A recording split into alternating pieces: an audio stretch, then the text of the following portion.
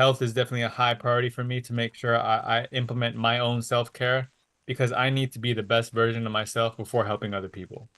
And I'm glad I have that background in the health space because I could cook for myself, I could meal prep for myself, I could do all that stuff to myself and make sure I'm giving myself goodness so that during the week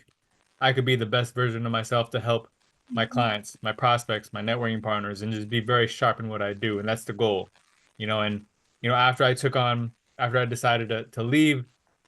and not do the health thing anymore, I told my networking partners, and some of them were like, "Yeah, I mean, I'm not surprised. Like, you're really good at CRMs anyway." So, it basically took somebody outside of myself to recognize that, hey, you're pretty good at this. But then I was kind of like held back, like, I don't know, like I don't know if I want to do this type of work, but I'm glad that that particular person, my first client, brought me to do it again because it renewed my enjoyment for technology.